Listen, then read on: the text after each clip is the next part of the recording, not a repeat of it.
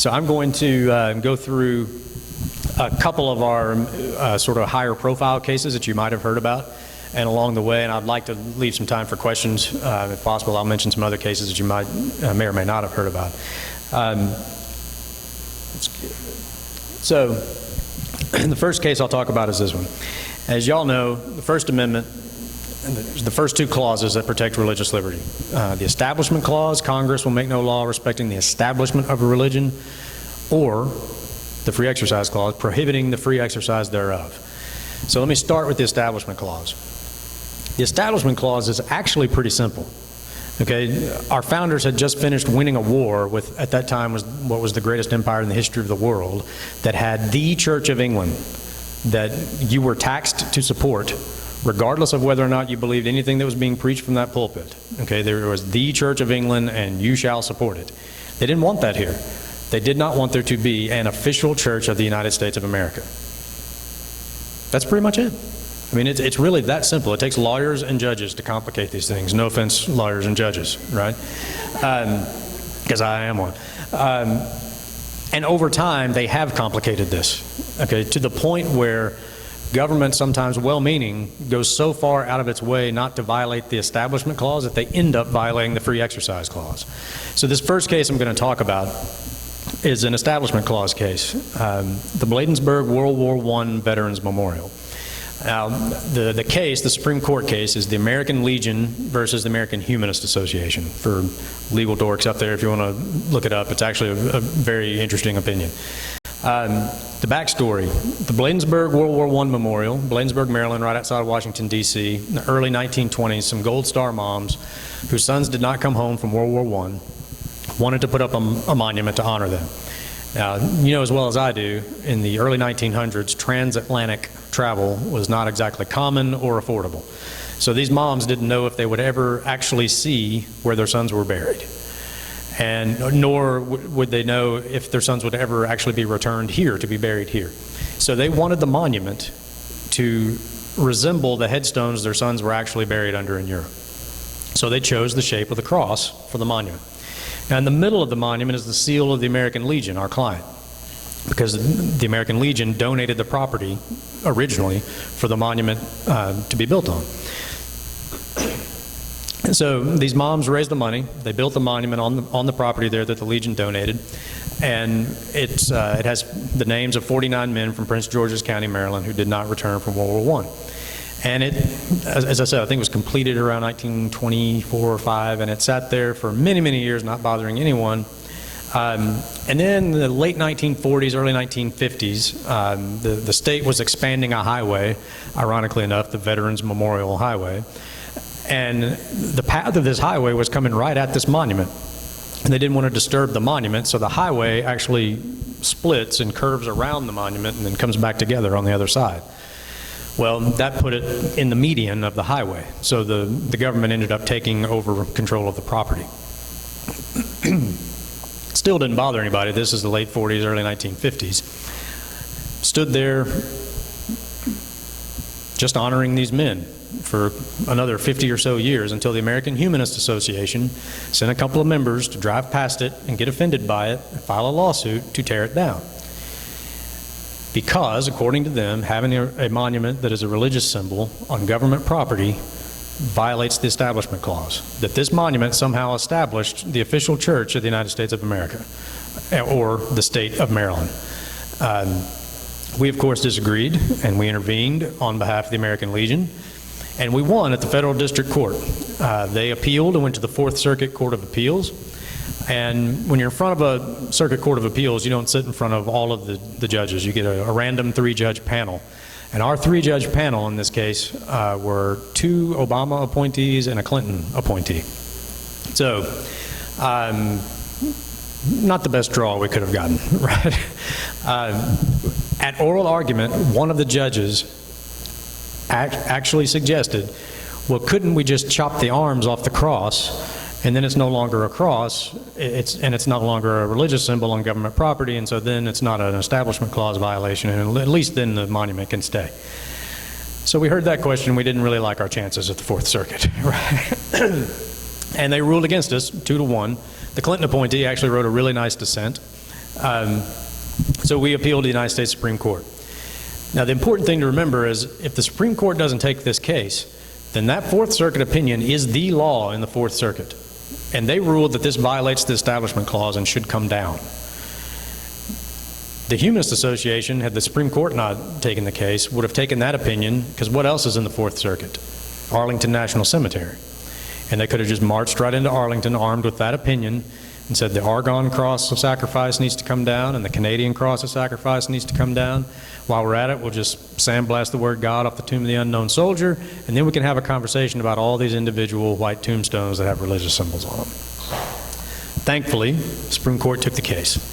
So it's not that often that you get a chance to bring a case in front of the Supreme Court. So you want to make the most of it, okay?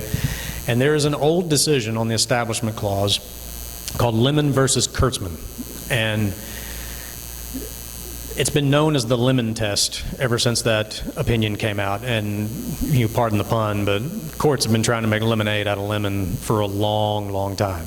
Okay, it's a three-part test. Judges and law professors love three-part tests. Okay, it's a three-part test. It's very sort of convoluted, and it became over time this test that nothing could pass. It was like every time a court applied the lemon test, whatever was being challenged was found to be a violation of the Establishment Clause. For example, and I'm leaving out the lawyers and judges here, part of that test is, does the subject matter, and in this case the monument, create excessive government entanglement with religion? Now, who of you can tell me what government entanglement with religion means? And once you figured that out, tell me what excessive government entanglement means, right? It becomes in the eye of the beholder. Right? And if it's just whatever this judge thinks, then you are no longer governed by law. Or, yeah, you're governed by men, not by law. So this test has created way more confusion on these issues than it ever solved. This is the reason why you have all these cases that we get involved in, like can a kid pray over their meal in a cafeteria, or can they hand out a candy cane at Christmas time? Can you have a creche on government property at Christmas time? All of these issues are because of this decision. So when we're arguing this, when we're briefing this case for the Supreme Court, we didn't just go for the little win, okay? Yes, we argued that this monument does not violate the Establishment Clause because we want to preserve this monument for our client. But we also said in our brief and in an oral argument, not only does this cross not violate the Establishment Clause, but this case you've been using for close to 40 years now is a really bad idea. And you should return to the original intent of the Establishment Clause, and you should get rid of this ridiculous lemon test. So, at oral argument, some of the legal folks here know, when you go into oral argument, you've got this great argument prepared, and you get maybe 2 or 3 minutes into it, and then the judges just interrupt you and start asking questions, right? And they just pepper you with questions, and they try to draw out the weak points in your case, typically. Our volunteer attorney did a great job, and the attorney from the Humanist Association was doing her oral argument, and she had sort of tap danced around this question, but one of the justices finally just kind of pinned her down and said, if I'm hearing you right, your argument is that any religious symbol anywhere on government property is a violation of the Establishment Clause, correct? Like yes or no, basically. And she said yes. And when she did, a couple of the justices kind of looked around the room because there's a 10 Commandments monument in the Supreme Court chamber where she's arguing, right? And the crowd sort of chuckled just like you did, even though it's the Supreme Court, we're supposed to be very serious and somber. So we sort of liked our chances when we heard an oral argument. But the conventional wisdom around the office was when the decision comes out, this was 2 years ago, so this is before Justice Barrett. Okay, so when the decision comes out, if it comes out and it's it's a 6-3 or a 7-2, then it's probably actually a pretty narrow ruling. It's probably just protected this monument, but didn't really touch the lemon test, because how else would you get a couple of the liberal judges to come along with the conservatives on the court? If it comes out and it's 5-4 and it's just split right down the line of ideology, then we probably got whatever we wanted. And I should say, when you hear me talk about judges, and I use words like conservative and liberal, I'm not talking about political ideology, although it does tend to line up typically. I'm talking about how they interpret the Constitution and their method of analyzing issues. A conservative jurist, sometimes called textualist or originalist, they think the Constitution says what it means what it says, and if there's any doubt, you go back to what it meant at 1789 when they wrote the words, what the understanding of them was. The more liberal interpretation is it's a living document. It can evolve over time to mean something completely different now than it did when they wrote it, because how could they have possibly imagined all the issues that we would deal with? Well, we tend to believe if a document can mean one thing yesterday and mean something completely different today, well, then it's meaningless tomorrow. It's just, as I said before, it's in the eye of the beholder.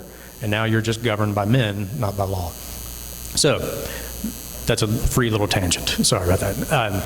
So we had to wait on the decision, right? And the Supreme Court has this habit of whatever they kind of think the most controversial opinion is going to be, it's usually the very last one that they release right on the last day of the term, and then they leave town and just go on vacation. Like, here it is, good luck, we're out of here. You know?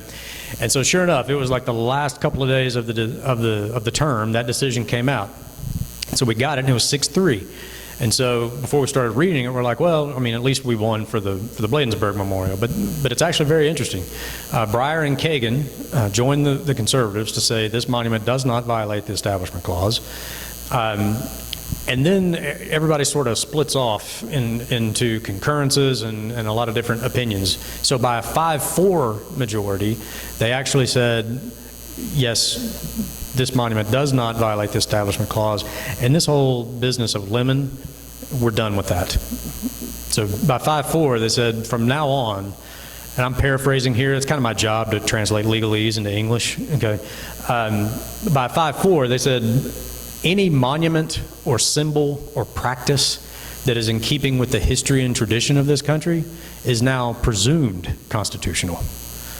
Now, you pardon the pun, but that is a monumental shift in the court's analysis of Establishment Clauses. That is easily the biggest win on the Establishment Clause in my lifetime, for sure, because I think lemon is as old or older than I am. Okay, so our client, the American Legion, has already identified 3,000 veterans memorials around the country that are safe because of this. And we saw immediate impact. Monuments that were scheduled to be taken down were put back up because this opinion came out. Lehigh County, Pennsylvania, their county seal has symbols of the county's history, and one of them was a cross. They were debating taking it off the seal. This opinion comes out, end of debate. It doesn't have to come off, it stays on there. So with this victory, we fixed basically the biggest problem on the Establishment Clause in the last 40-something years. It's a new day on the Establishment Clause grounds. Now, where some of the opinion sort of broke off was whether or not would a brand new monument constructed right now that is similar to this, would that still be okay? And you know, the 5 conservatives on the court said yes. The age of the monument is not the issue. Is it in keeping with ageless principles? So there's a 10 Commandments monument on the state capitol grounds in Little Rock, Arkansas that we are currently defending because it's a brand new monument. Somebody challenged it.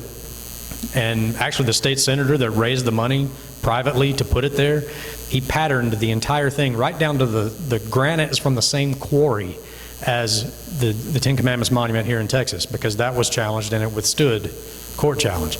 And he actually wrote into the bill that placed the monument that if this is challenged, it will be defended in court by the Attorney General of Arkansas and First Liberty Institute. So we're currently litigating that case. We're going to take this Bladensburg opinion out for a spin. We're going to go back to those 5 justices and say, hey, you said new monuments are okay, here's one. So that's probably, as I said, the biggest win on the Establishment Clause. It is really a new day in America now. So let me move on to the Free Exercise Clause.